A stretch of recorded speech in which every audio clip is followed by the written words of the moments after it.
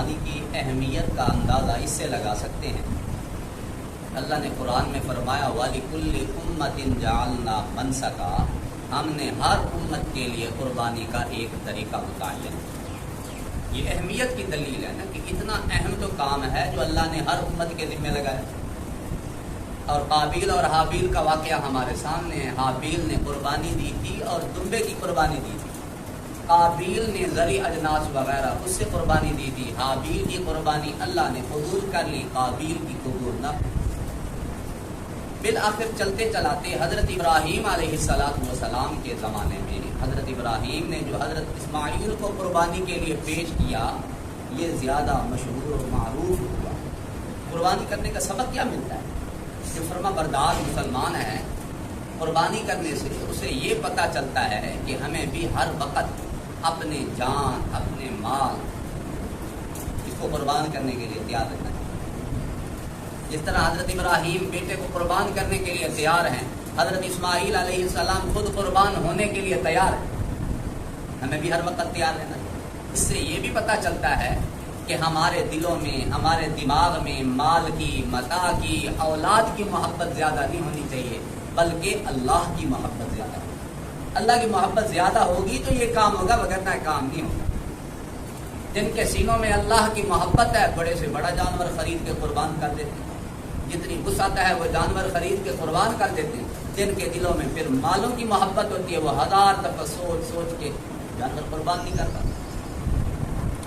اور اس کے ساتھ ساتھ اس سے قربانی کا مقصد یہ بھی پتہ چلتا ہے کہ جس طرح ہمارا قربانی دینے کا، جانور قربان کرنے کا مقصد اللہ کو راضی کرنا ہے، ہمارے ہر عمل کا مقصد اللہ کو راضی کرنا. صلاۃ و سلام کے متعلق ایک روایت میں آتا ہے حضور 10 سال مدینے میں رہے. میرے نبی علیہ الصلوۃ والسلام ہر سال قربانی کیا کرتے تھے، اپنا جانور قربان فرمایا کرتے تھے. پتہ چلتا ہے اہم. اور پھر قربانی اس کی اہمیت کی دلیل اس بات سے بھی ہوتی ہے کہ یہ واجب ہے، واجب لازمی ہے. اگر یہ اتنی اہم نہ ہوتی، ہم پر لازم نہ ہوتا، کہہ دیتے کرنا ہے تو کر لو، نہیں تو رہنے دو. اللہ نے قرآن میں کیا فرمایا؟ فَصَلِّ لِرَبِّكَ وَانْحَرْ. آپ اپنے رب کے لیے نماز بھی پڑھیے، امر کا صیغہ حکم دیا جائے، نماز بھی پڑھیے، وانحر اور جانور بھی قربان کیجیے. یہ بھی امر کا صیغہ. امر کا صیغہ بتا رہا ہے کہ نماز پڑھنا، قربانی کرنا دونوں ضروری ہیں. اور اس سے یہ بھی پتہ چلتا ہے، میرے نبی علیہ السلام کی ایک حدیث ہے، میرے نبی علیہ السلام نے فرمایا جس بندے کے لیے گنجائش ہے، وسعت ہے، اور وہ جانور قربان نہ کرے، میرے نبی علیہ السلام نے فرمایا وہ ہماری عیدگاہ کے قریب تک نہ آئے. پتہ چل رہا ہے کہ واقعتاً یہ واجب ہے، ضروری ہے.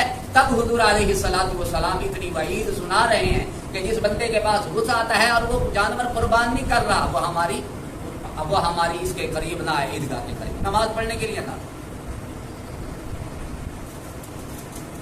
اور میرے نبی علیہ السلام نے اس پر مداومت فی فرمائی. آپ ہمیشہ ہر سال جانور قربان بھی کیا کرتے. اور اسی طرح ایک روایت میں آتا ہے، میرے نبی علیہ السلام کے ایک صحابی ہیں کہ حضور علیہ السلام نے ہمیں سمجھایا کہ جس نے عید کی نماز سے پہلے جانور قربان کر لیا ہے، اسے چاہیے کہ اپنی قربانی دوبارہ لوٹائے.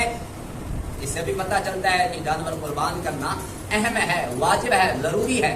اگر ضروری اور واجب نہ ہوتا، حضور لوٹانے کا حکم نہ دیتے، چلو کوئی بات نہیں، ہو گیا بس جیسے ہونا.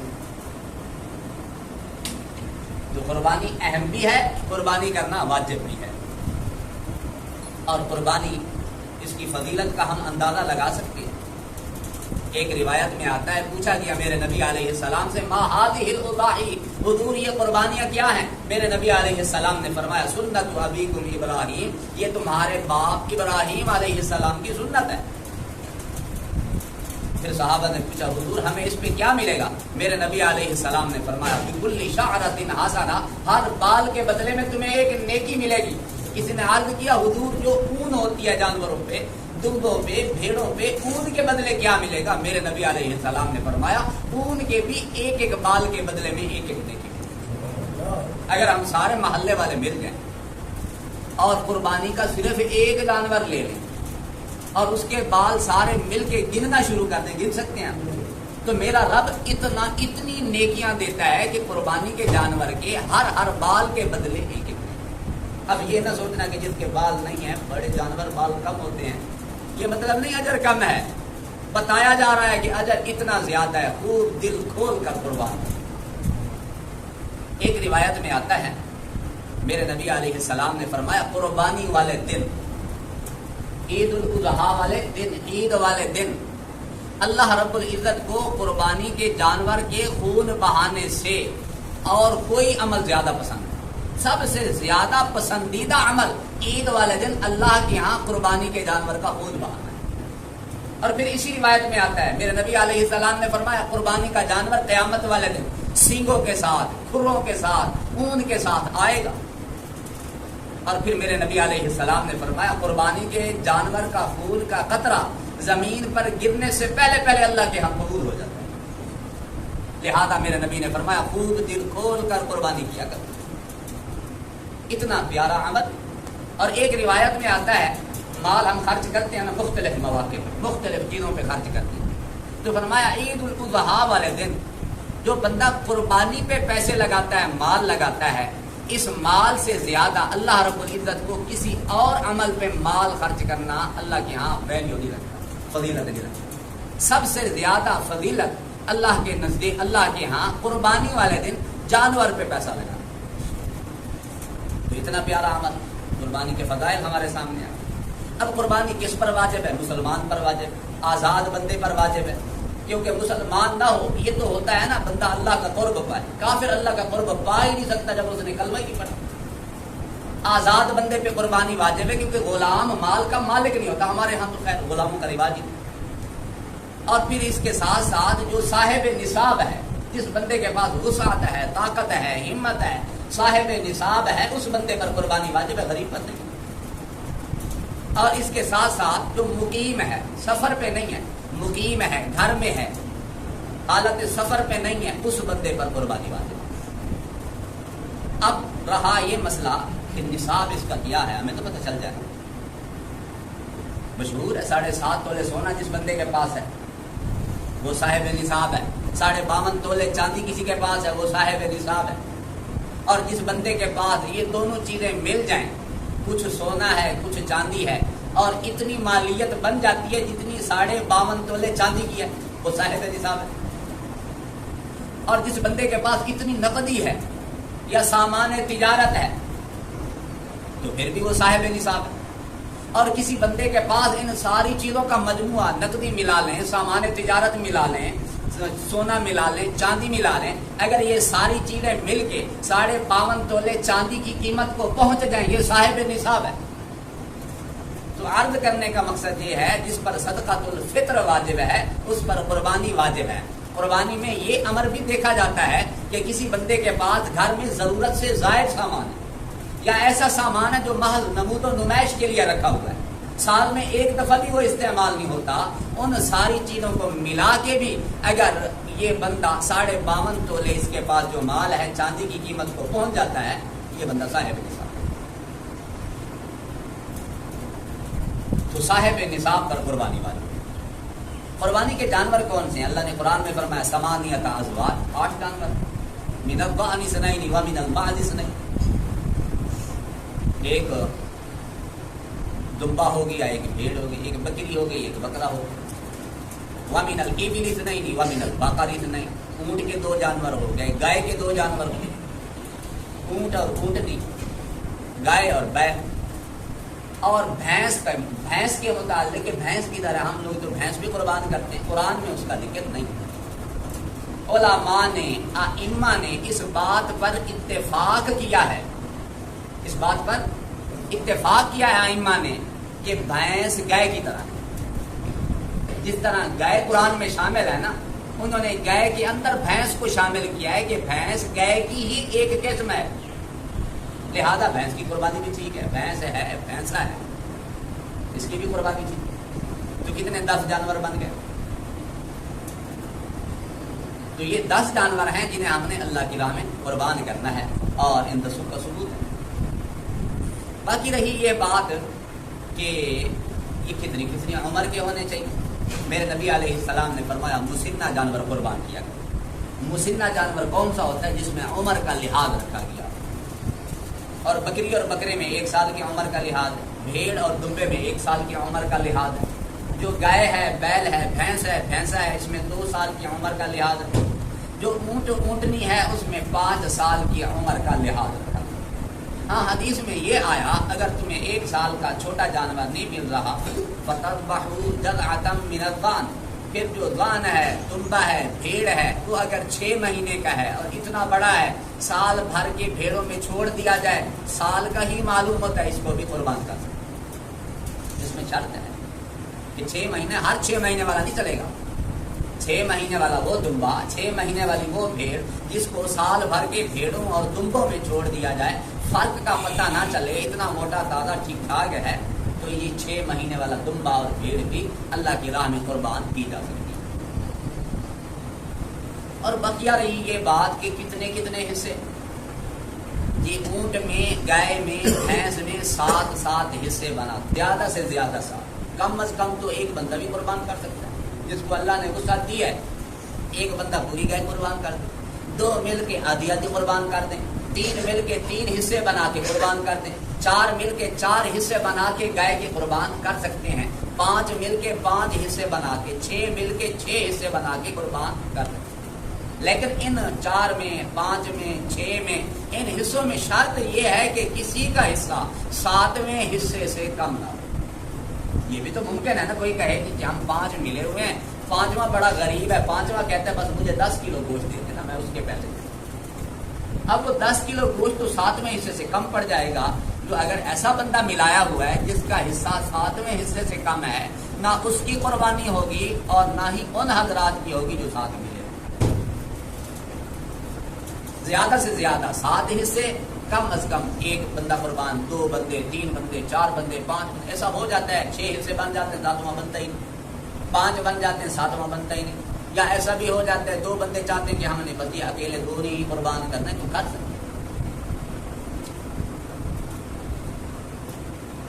اور جو بکری ہے وہ ایک ہی طرف سے ہے، اس میں ایسا نہ ہو کہ 2 مل جائیں، 3 مل جائیں، ایسا نہیں۔ بکری، بکرا، بھیڑ، دمبا وہ 1 بندہ ہی قربان کرے گا۔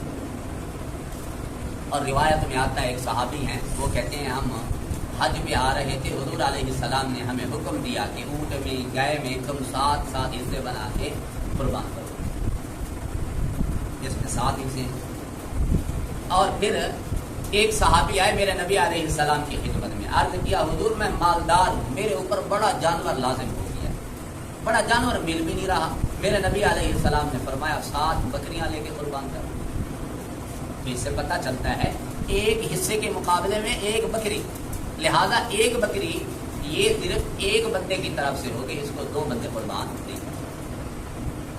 قربانی کے دن ہم میں سے ہر ایک کو معلوم ہے وہ 10ویں کا دن ہے، 11ویں کا دن ہے، 12ویں کا دن ہے، لیکن افضل جو دن ہے وہ پہلا دن ہے، 10ویں کا دن، اس دن ہی ہم جانور قربان کریں۔ اور اگر کوئی مجبوری ہے، نہیں ہو سکا جانور قربان، دوسرے دن کر لیں، 11ویں والے دن۔ 11ویں والے دن کوئی مجبوری بن گئی، 12ویں والے دن کر سکتے ہیں، اس سے زیادہ گنجائش نہیں ہے۔ مغرب تک، غروب آفتاب تک اگر جانور ذبح کر لیا تو قربانی شمار ہوگی، وگرنہ قربانی شمار نہیں۔ یہ 3 دن وَيَذْكُرُ اسْمَ اللَّهِ فِي أَيَّامٍ مَّعْلُومَاتٍ، ایام معلومات کا ذکر آتا ہے۔ حضرت عبداللہ ابن عمر رضی اللہ تعالیٰ عنہ فرماتے ہیں اس سے مراد عید والا دن ہے اور اس کے بعد کے 2 دن ہیں، یہ 3 دن ہیں، ان 3 دنوں میں ہم جانور قربان کر سکتے ہیں، 3 دن سے چوتھے دن ہم نہیں کر سکتے۔ ایک اور روایت بھی آتی ہے، میرے نبی کے ایک صحابی حضرت سلمہ بن اکوع رضی اللہ تعالیٰ عنہ، وہ کہتے ہیں حضور علیہ السلام نے ہمیں حکم دیا کہ جو بندہ جانور قربان کرے 3 دنوں سے زیادہ، چوتھے دن میں اس بندے کے گھر میں قربانی کا گوشت نہیں ہونا چاہیے۔ جب چوتھے دن میں قربانی کا گوشت رکھنے کی اجازت نہیں ہے تو پھر جانور قربان کرنے کی کہاں پہ اجازت؟ پریشان ہو گیا صاحب، 3 دن سے زیادہ تو رکھ ہی نہیں سکتے۔ یہ پہلے حکم تھا، بعد میں اجازت مل گئی تھی، رکھ سکتے ہیں، رکھ سکتے ہیں، پورا سال بھی رکھ سکتے ہیں۔ اس میں بہتر یہ ہے کہ 3 حصے بنائے جائیں. جو جانور قربان ہم نے کیا 3 حصے بنائے، بہتر یہ ہے. ایک حصہ آئزہ اقربا کے لیے، دوسرا حصہ غریبوں کے لیے، فقیروں کے لیے، ایک حصہ اپنے. بہتر یہ ہے. لیکن اگر کسی بندے کی بڑی فیملی ہے، ماشاءاللہ کھانے والے لوگ ہیں، ایسا بھی ہوتا ہے کہ بکرا علیحدہ وہ اس کو بھون کے کھا لیتے. ایک بندہ بیٹھ کے بھی کھانے والے ایسے بھی. اگر اتنی بڑی فیملی ہے، کھانے پینے والے لوگ ہیں، وہ اکیلے بھی نہ تقسیم کریں، ان کو گناہ نہیں ہوگا. وہ جانور بھی اللہ کی راہ میں قربان ہو گیا ہے، ویسے کا ویسے ثواب ملے گا جیسے دوسروں کو. گھر میں پورا جانور بھی کھا سکتے ہیں. اور اس کے ساتھ ساتھ جو قربانی کے جانور ہیں ان کے متعلق کچھ عیوبات ہوتے ہیں. اگر عیب ہوں تو ان عیب کے ہوتے ہوئے ہم وہ جانور قربان نہیں کر سکتے. زیادہ لاغر اور کمزور ہے، ہڈیوں میں بالکل گودا نہیں کر سکتے.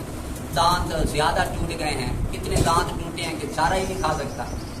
اس جانور کو اللہ کی راہ میں قربان نہیں کر سکتے. اگر ٹوٹے ہوئے ہیں دانت، چارہ کھا لیتا ہے، کم ٹوٹے ہوئے ہیں، پھر قربان کر سکتے ہیں.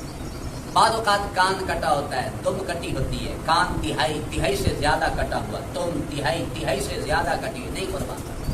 اچھا ایک اور ہوتا ہے کان چیرا ہوا ہوتا ہے، وہ کسی نہ منت کے ساتھ اس کو چیرتے ہیں. چیرا ہوا کان، وہ بھلے کٹا ہوا نہیں ہے، چیرے ہوئے کان کی، جس جانور کا کان چیرا ہوا ہے اس کی قربانی نہیں ہوتی. اور جانوروں کے تھن بعضوں کا خراب ہوتے ہیں. بکری ہے، اگر اس کا ایک تھن خراب ہے نہیں کھا سکتے، عیب ہے.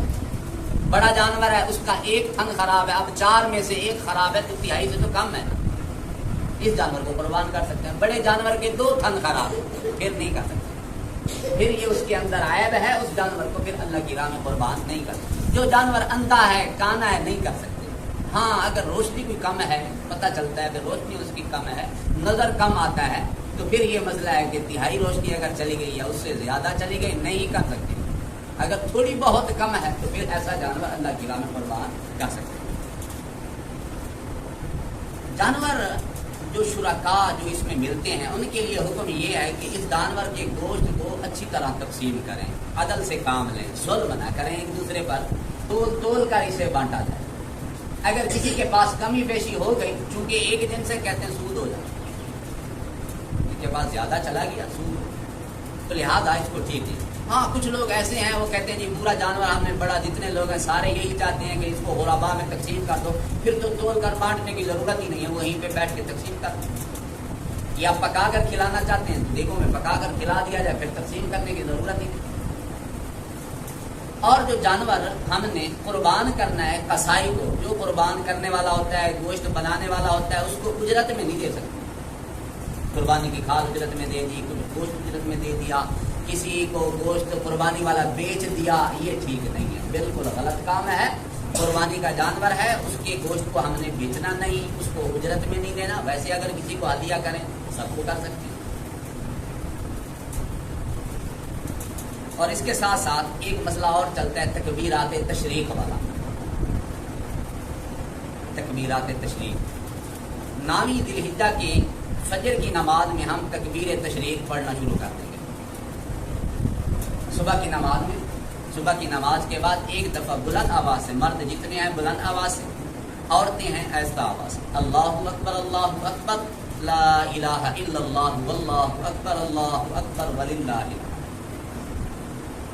اللہ اکبر لا الہ الا اللہ واللہ اکبر وللہ. جمعرات کو عید ہے، خود والے دن صبح کی نماز کے بعد ہم اس کو پڑھنا شروع کرتے ہیں. ہر فرض نماز کے بعد ایک دفعہ پڑھنا ہے. اور یہ کہاں تک پڑھنا ہے؟ 13ویں ذی الحجہ کی عصر تک.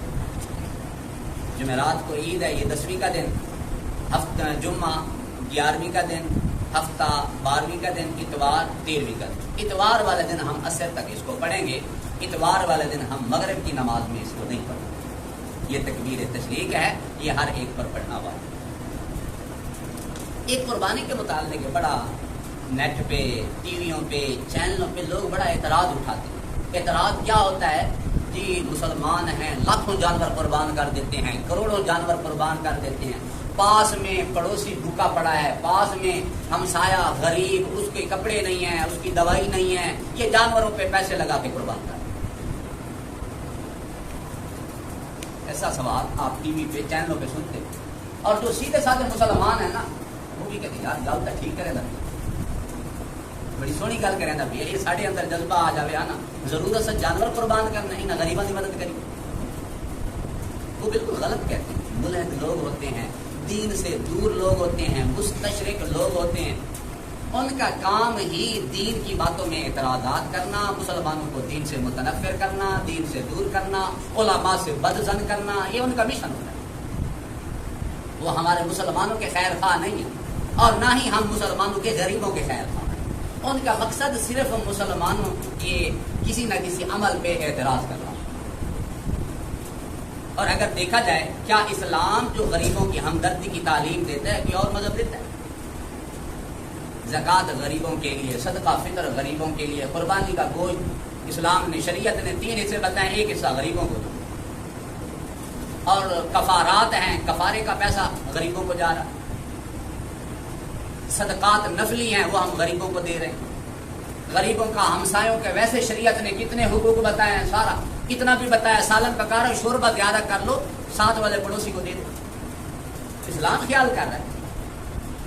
اور جو جانور ہم قربان کر رہے ہیں اس میں کتنے غرباء کا فائدہ ہو رہا ہے. لاکھوں جو جانور بکتے ہیں کیا امراء کے وہ جانور ہوتے ہیں؟ وہ غریبوں کے جانور ہوتے ہیں، ان کو مالی فائدہ ہو گیا. اور پھر جو جانور لاتے ہیں منڈیوں میں، پھر واپس لاتے ہیں گھروں میں، یہ جو بار برداری والے، یہ جو ڈالے والے، ان کی روزی پانی بنتی ہے. کسائی غریب لوگ ہوتے ہیں وہ جانوروں کا گوشت بناتے ہیں، ان کی روزی پانی چلتی ہے. اور پھر چمڑا بکتا ہے، جو فیکٹریاں ہیں ان کا کوئی نہ کوئی کام چلتا ہے، وہاں غریب کام کرتے ہیں، ان کا بھی فائدہ ہوتا ہے. اور جو چھرے اور یہ ٹوکے یہ غریبوں کے بکتے ہیں دکانوں پہ، یہ سارا فائدہ تو غریب غرباء کا ہو رہا ہے.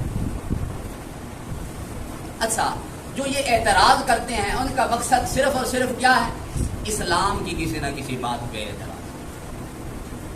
وگرنہ اگر وہ اتنے مخلص ہیں وہ اس بات پہ اعتراض کیوں نہیں اٹھاتے کہ کرکٹ پہ کروڑوں اربوں خربوں خرچ ہو جاتے ہیں، وہ پیسہ غریبوں کو، وہاں نہیں اعتراض اٹھائیں گے.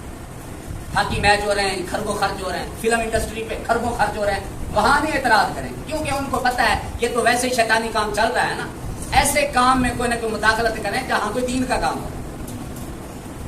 تو لہذا قربانی والے دنوں میں صرف جانور ہی قربان کرنا، جانور کو قربان کرنا افضل ہے، اور کسی کی باتوں میں ہم نے نہیں آنا.